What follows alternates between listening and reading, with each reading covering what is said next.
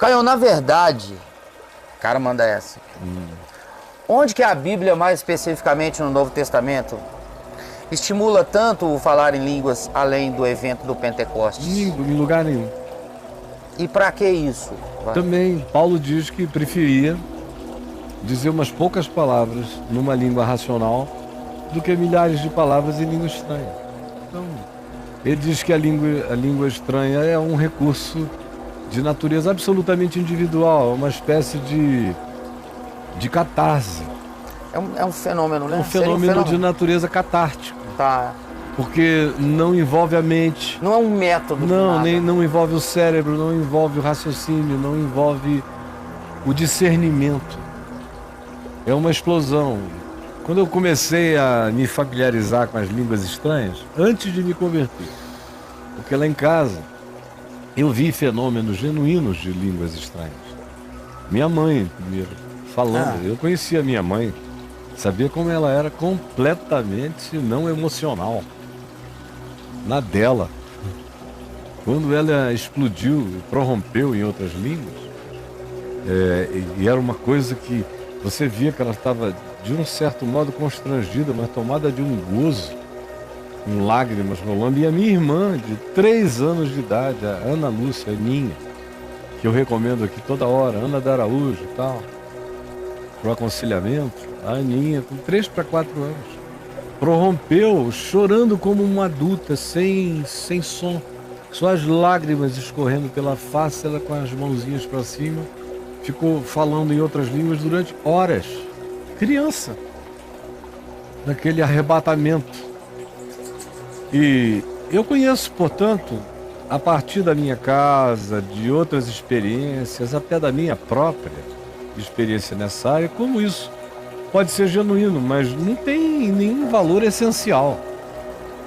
Nenhum valor essencial. Está na periferia dos significados do Novo Testamento. O problema é que o pentecostalismo, cujo nome vem de Pentecoste, fez daquele episódio isolado um episódio cujas repetições não aconteceram.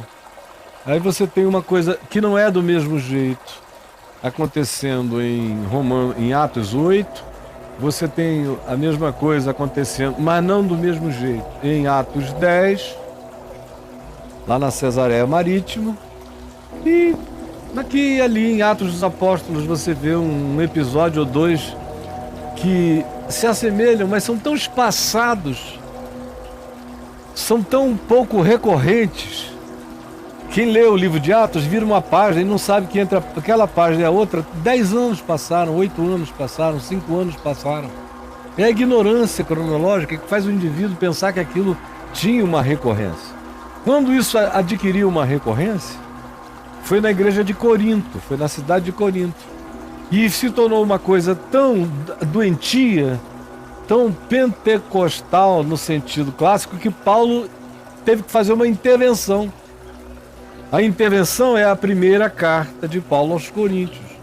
É uma carta que tenta curar os excessos pentecostistas que estavam tomando conta da igreja de Corinto, o excesso carismático e a inversão de significados dos carismas. Por exemplo, o falar em outras línguas ganhou um status de busca de prática coletiva, produzindo essa loucura, que é aquele gulu-gulu das galinhas lá. Quando o cara faz glu, ela... É o que Paulo denuncia em 1 Coríntios 12 e 14. 12 e 14, que a moçada ali não leu, não lê. Quem lê aquilo não aguenta mais fazer parte de uma loucura desse tipo. Paulo está falando praticamente para a Assembleia, que diz, olha, vocês são assim, como essas galinhas que ouvem um grito que não diz nada e vocês respondem a ele sem dizer coisa nenhuma. Não faz sentido. Então, respondendo a ele, sim, meu filho, não tinha recorrência desse tipo. O significado desse dom era pequeno. Paulo diz, edifica a si mesmo. Paulo diz, procurai com zelo as manifestações de carismas que edifiquem a muita gente. Por isso ele diz, eu prefiro não ter essa experiência, embora ele dissesse, eu pessoalmente falo em outras línguas mais do que vocês todos, mas eu sei que isso é tão pequeno, é tão só pessoal. De modo que no ajuntamento público, Eu prefiro dizer poucas palavras numa língua inteligível do que milhares de palavras em outras línguas. Só que ninguém quer prestar atenção no que está sendo dito, escrito, determinado, como mandamento. E conclusão, as pessoas preferem viver nessa loucura, onde tudo é irracional e no fim o cultuador vai ficando irracional, depois perturbado, por fim anula tanto a mente que mergulha no vazio provocador de insanidade. Mas se você quiser saber tudo ou mais a esse respeito, tudo é presunção, mas quiser saber muito a esse respeito, entre aí no meu portal e pegue o meu livro Espírito Santo, o Deus que vive em nós. Tem tudo a respeito desse assunto. Tá na loja online. Está na loja online, eu recomendo a todos vocês que não querem mais ficar na mão dessas loucuras e entender qual é o espírito do Novo Testamento, qual é o ensino dos apóstolos acerca de tudo isso, dos dons, quais são os dons, como eles se manifestam com equilíbrio, fruto do Espírito Santo como validador de qualquer coisa. Sem amor, nada é validado. E todas as práticas, os tipos de dons, o que é cada um e como é que eles se desenvolvem na gente.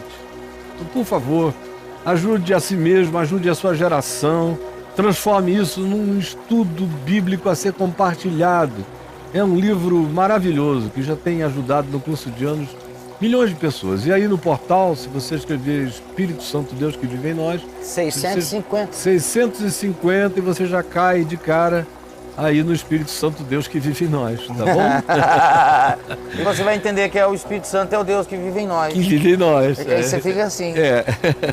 Tá bom? Entenda isso. Vamos lá então. É isso aí. Ele usa muito a palavra estimula, né, Caio? Ele usou a palavra estimula aqui. Existe um estímulo a essa coisa do falar em língua. No meio pentecostal isso é um curso de falar em línguas, é um verdadeiro IASIS, é um WhatsApp de língua estranha. É um negócio assim. É uma cultura inglesa de língua estranha. Eu tenho dito que, dependendo da língua que o cara fale, eu sei até de que denominação ele vem. Ah, porque é o dialeto da denominação. O Espírito Santo de lá. A algaravia estática do dom de lá é a mesma. É mais ou menos a do pastor, da mulher do pastor, das profetisas da igreja. E hoje em dia, com a internet, até o Bispo Arnaldo está ensinando as palavras mais repetidas. Ele tem um curso. Ele pegou as palavras mais repetidas e ensina ao pessoal como usá-las e em que contexto. É o esperanto dele. Muito obrigado, eu senti tanta ternura e carinho da sua parte por mim e por nós aqui. Que Deus te abençoe. Olha só, meu filho, eu tenho um livro que conta um monte de histórias a respeito do assunto, dom de línguas, interpretação de línguas. É o livro Espírito Santo, Deus que vive em nós, que está aí no meu portal, na loja online. Eu gostaria muito que você pegasse e lesse, porque eu trabalho aí com todos os dons, com frutos, com os mandamentos da mutualidade, com a história toda do que é batismo com o Espírito Santo ou não, o que constitui a plenitude do Espírito Santo, os dons do Espírito Santo, o fruto do Espírito Santo, o fluxo e o refluxo do Espírito em nós, tudo isso está aí disponível para você. Agora, aí no portal também, se você fizer a pergunta, o que é o dom de interpretar línguas, você podia ver isso? Sim, Caio, eu coloquei aqui anteriormente, na hora que ele estava fazendo, dom de línguas. Dom de línguas. Aí você tem sobre o falar em línguas, acerca dos dons espirituais, acerca dos dons espirituais novamente, tá? Tiago, irmão de Judas de Jesus, o caminho de São Tiago, discernindo o império das pedras. O que você quer agora? Não, o que eu quero dizer é interpretação de línguas. Ok. Porque volta aqui para mim, o que vocês têm que saber é, número 1, que esse dom de línguas, Paulo diz que é um dom que edifica apenas a pessoa, ela própria. Portanto, é um renovo de natureza psíquica espiritual. É um lugar de vazamento. É por onde saem os excessos psíquicos e espirituais. E é por onde brota o indescritível, o inenarrável. É por onde se expressa o não verbalizável. Seja na alegria do coração, cheio de gratidão, conectado a Deus, ou seja em relação à dor. As línguas também são uma expressão do inexprimível, da dor, do trauma. As línguas podem ser uma mídia de cura para o indivíduo também. Ela tanto atende à dimensão orgásmica da sublimidade, do prazer, da expressão da gratidão infinita no coração, que brota como, usando uma palavra sempre quase vinculada ao sexo, mas aqui no caso a natureza espiritual da expressão do sentir, é quase que uma manifestação orgásmica do espírito, em prazer, quando é positiva. Ou uma manifestação de derrame, de catarse, de vazamento do inexprimível, como angústia, ou como apreensão, ou como ansiedade, ou como uma oração que a pessoa não sabe como proceder. As línguas entram nesse processo, por isso Paulo diz, aquele que fala em outras línguas edifica a si mesmo apenas. E diz que naquele ambiente congregacional, onde não havia Bíblia, não havia ensino, não havia profecia registrada dos profetas, não havia nada. Congregação só tinha gente, cada um chegava com o que tinha. Então, naquele ambiente como era naquele tempo, não adiantava ninguém se levantar falando em línguas estranhas àquele ambiente, ou àquela cultura, ou àquela percepção no lugar, se não houvesse um intérprete. Paulo diz que é para que houvesse a chance de se dizer coisa com coisa, de se edificar. Portanto, aquela mensagem tinha que ser edificante, consoladora ou exortadora. Se não fosse edificante, consoladora e exortadora, nem abre a boca. E Paulo diz que eram no máximo 2 ou 3 naquele ambiente, daquele tempo. Essas são as configurações que Paulo estabelece. Se eu já vi isso acontecer com relevância, pouquíssimas vezes. Pouquíssimas vezes eu vi isso acontecer com relevância no ambiente público. Talvez umas 4, 5 vezes. As outras vezes todas eram carnalidade, eram pessoas querendo aparecer, aproveitando um falando em línguas para dizer umas coisinhas. Deus está aqui, eu, o Senhor, vos falo, eu, o Senhor, vos digo, eis que estou presente. Aquela coisa que vocês sabem como é que é. Aquela fajutícia de sempre. É de um Deus eterno que só tem aquelas coisinhas para dizer. Olha aí o bolinho de mandioca, vira a batata frita. É a mesma coisinha sempre. Parece que você está ouvindo uma descrição do McDonald's, do Big Mac. Isso, 2 hambúrgueres, alface, cebola, queijo especial, milho, cereja e Jangeli. Isso, em Jangeli. É uma descrição. 2 hambúrgueres, alface, isso, é a mesma especial, coisa. Cebola, quase toda a língua é descrição do Big Mac. E a interpretação é Big Maciana também. Poucas vezes eu vi... Não alimenta nada, só Não, aquele é só papo furado. Poucas vezes eu vi uma interpretação relevante. Como eu te disse, em quase 50 anos de observação, eu vi umas 4, 5. E olha que você tem falado a mesma coisa sempre. E vi 4, 5 não no ambiente público. Quase todas as vezes que elas foram relevantes foi no ambiente privado.